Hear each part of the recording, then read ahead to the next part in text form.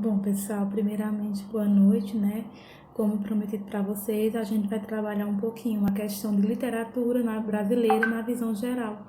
Como se faz essa literatura? Tem como eu não tenho, infelizmente, não tem como eu falar literatura sem falar de religião, política, ditadura, governo e principalmente manifestações.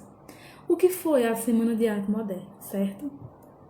Quando a gente vem trabalhar um pouquinho a Semana de Arte Moderna, a gente tem que ter uma noção que Semana de Arte Moderna é uma semana dedicada à arte, é uma semana dedicada a manifestações, a lutas da população com os seus direitos.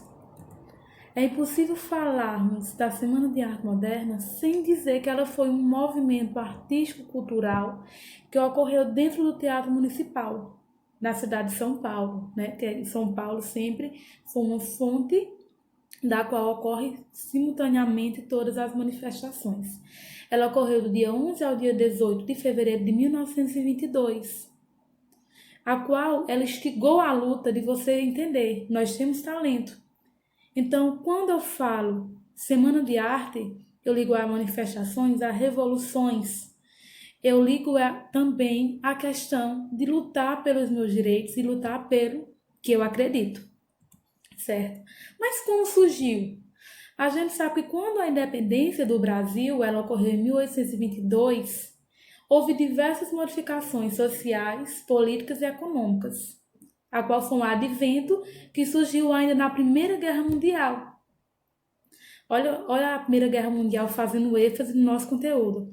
A Primeira Guerra Mundial, vocês sabem que ela repercutiu no nosso país todo e foi de grande importância, a qual hoje, até os dias princípios de hoje, ela interliga antigamente com a atualidade. Aí, dentro desse contexto, dessa nova Revolução Industrial, da independência do Brasil, começou a se ter a necessidade de uma nova estética, novos preceitos, a quebra do tradicionalismo, a vinda de modernização, já que a Semana de Arte Moderna foi uma pré-modernismo, foi um pré-semana de modernismo para a sociedade. Então, por isso ela recebeu o nome de Semana de Arte Moderna, já que ela trouxe essa nova estética. Ela veio para romper tradições. E esse evento ele não reuniu somente a questão de dança, mas ela trazia a diversidade cultural, a questão de músicas, a questão de teatro, a questão de poesia, exposição de obras, de esculturas e palestras. Então, todas essas fontes, essas pinturas, essas palestras, essas manifestações, elas traziam algo novo, elas traziam um modelo que inspirava, de inspiração para a sociedade, a qual muitas pessoas não aceitaram. Só que teve um porém. Quando a maioria, quando a gente também fala em Semana de Arte Moderna, a gente liga também às oligarquias cafeiras de São Paulo, que ela também se encaixa ainda no movimento da Revolução Cafeeira, a qual os fazendeiros ficou conhecido como café com leite, a qual teve todo aquele movimento de lutas, né, de revoltas. Só que esse fator, ela veio ganhar mais respaldo no mandato de Washington Luiz, já que foi o governador que governava o país, o São Paulo, naquele período da Revolução. Mas quais foram os artistas? Quais foram as necessidades que as pessoas acharam em fazer essa mudança?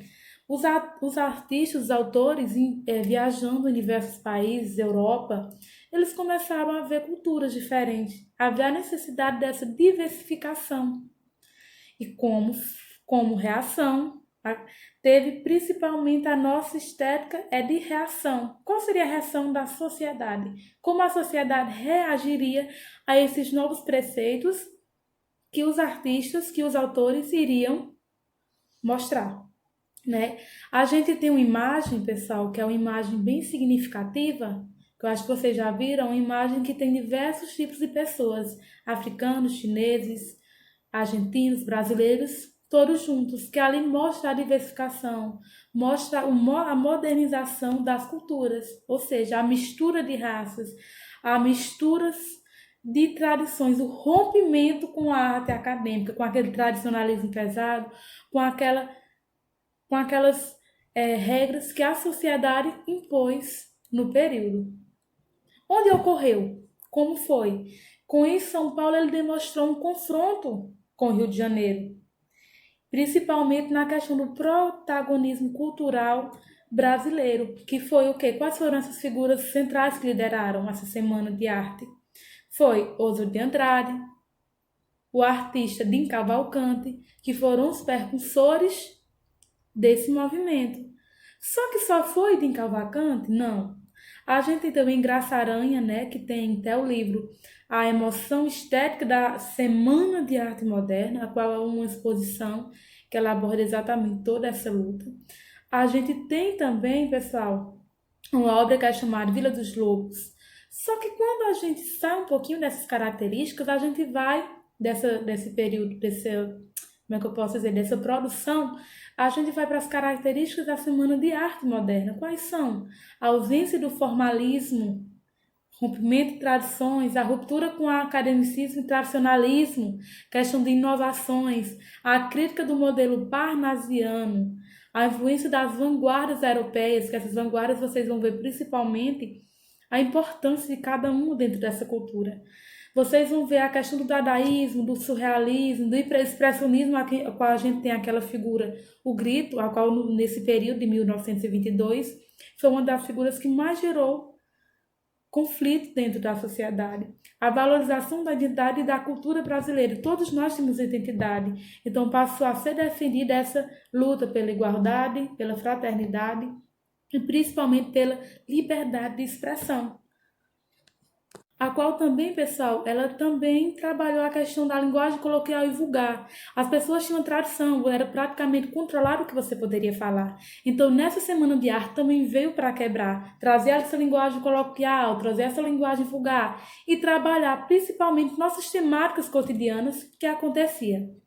Deixe bem claro, os autores a qual a gente já leu muitas obras, a qual a gente tem total, né, domínio, a qual a gente trabalha muito no nosso dia a dia, é a questão do Mário de Andrade, Oswald de Andrade, Graça de Aranha, Tarsila do Amaral, Plínio Salgado, Anita Malfatti, que foi uma das autoras mais importantes, Guilherme de Almeida, Dina Cavalcante. Mas a Semana de Arte trouxe também grandes manifestações. Que manifestações foi essa? Que reações, que consequências ela trouxe, né? Para a nossa sociedade. Essas pessoas que lutavam nesse movimento, elas foram tidas como loucos, como os débeis mentais, porque para eles queriam inovar. Só que para a sociedade antiga, tradicionalista, era uma fonte de trazer manifestações, de trazer revolta para o pessoal. E a sociedade ela teve uma má aceitação desse movimento. Eles não aceitavam essa nova recepção de novos modelos artísticos, de novas inovações para a sociedade. E essas vanguardas, elas trouxeram um conjunto de movimentos culturais, a qual veio o cubismo, dadaísmo, surrealismo, futurismo, expressionismo. Todas essas figuras são relacionadas dentro da literatura.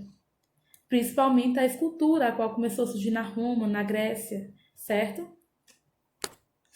E quando a gente vai falar um pouquinho de expressionismo, a gente lembra que ele surgiu na Alemanha em 1905, a questão das expressões, a questão das emoções e sentimentos, a qual possuía caráter subjetivo e irracional, trágico, para efetivar mazelas que o ser humano apresentava. Para isso a gente tem um grito, né, do artista Van Gogh, e do Edward Munch, a qual foi o percursor do expressionismo. A gente falar expressionismo está ligado ao percursor, Edward Munch, a qual a expressão grito, que é o quadro famoso que as pessoas interpretam de várias formas, mostra a questão de pavor, de aterrorização, de medo, de angústia. Então ela traz uma série de acontecimentos para a população. A gente tem também o cubismo, que foi ligado, né, a gente liga ele a Pablo Picasso, em 1907, a qual tem outros representantes, mas principalmente a questão da geometrização, que a gente fala em geometria liga, matemática. Então a gente traz também essa categoria. E o futurismo, a qual foi criado em 1909, né, por Filippo Marinetti, a qual ele também mostrou essa grande influência. O futurismo, de uma certa forma, ele foi a vanguarda que mais teve influência, né, dentro da Semana de Arte Moderna, já que ele que preservava o culto do passado, do futuro, ideias modernistas. Como seria essa modernização? Como a sociedade iria se modernizar a cada passar do tempo? E a gente tem o dadaísmo de Tristan Tzara. Em 1916, que ficou conhecido como ideias surrealistas, a qual trabalhou principalmente com aquela imagem, até o povo relaciona, eita, parece uma privada, eita, como é? Que trabalhava a questão da liberdade de expressão. Cada população, cada ser tinha seu jeito de se expressar. Seja um brasileiro que queria agir como um africano, seja um africano que queria agir como um chinês. Então ele trabalhava essa diversidade. E a gente tem o surrealismo, né, que foi em 1924 por André Breton, né, que surgiu em Paris, que trabalhou principalmente a questão das literaturas brasileiras plásticas, a qual trouxe destaque em outros Andrade, artistas que retratavam a cultura do nosso Nordeste, certo, pessoal? Então, Semana de Arte Moderna foi uma pré-modernismo, foi um pré-abertura para a entrada do pré-modernismo, que não foi considerado uma escola literária, por conta que seu período foi muito pouco, mas é uma abertura para o modernismo.